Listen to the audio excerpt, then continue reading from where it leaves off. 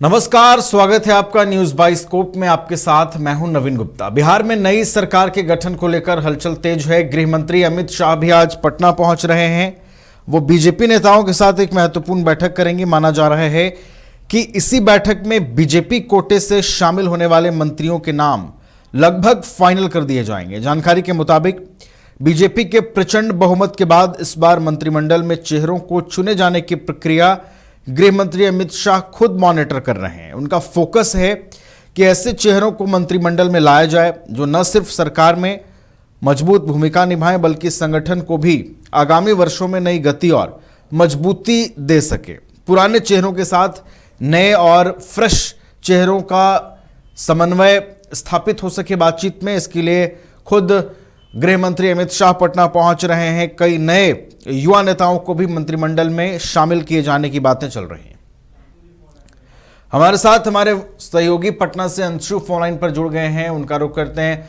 अंशु, सरकार गठन की हलचल तेज है, लेकिन दूसरी ओर आज अमित शाह गृह मंत्री भी पटना पहुंचेंगे और बीजेपी के कौन से मंत्री होंगे अंशु, वो नाम गृह मंत्री खुद फाइनल करेंगे। और इस बार बताया यह भी जा रहा है कि पुराने चेहरों के साथ नए और युवा नेताओं को भी मौका मिलने की बातें हैं मंत्रिमंडल में। अंशु,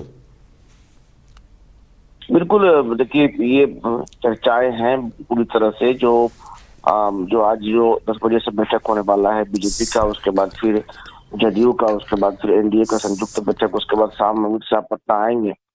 तो ये चर्चाएं हैं जो नए चेहरे को मौका मिल सकता है, महिलाओं को मौका मिल सकता है। कुछ ऐसे चर्चाएं हैं जो रिपीट नहीं होंगे। ये चर्चाएं बना हुआ है, चर्चाएं हैं, लेकिन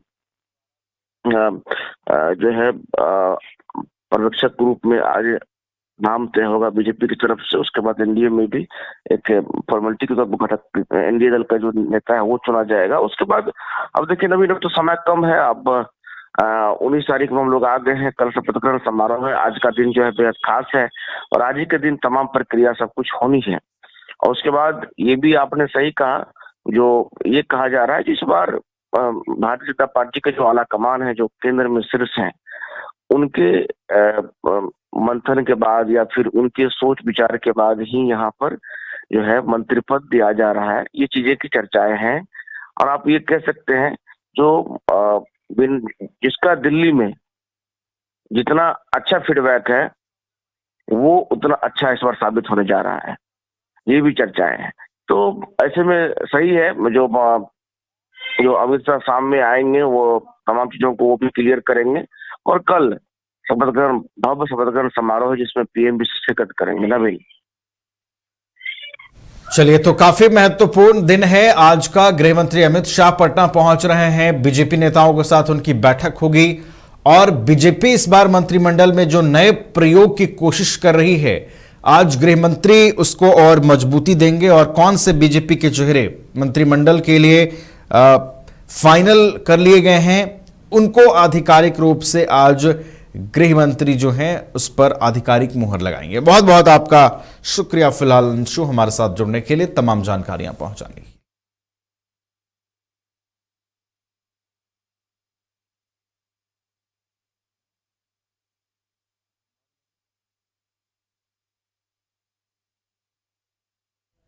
आपके सपनों का घर अब आपके करीब। पेश है सूर्या श्रीधाम आंगन, धनबाद के हृदय स्थल जेसी मलिक रोड, हिरापुर में स्थित एक अल्ट्रा लक्सरी फ्लैट प्रोजेक्ट। यहाँ हर डिटेल सोच समझकर बनाई गई है ताकि आपको मिले एक बेहतरीन जीवन का अनुभव। सूर्या श्रीधाम आंगन में आपका स्वागत है।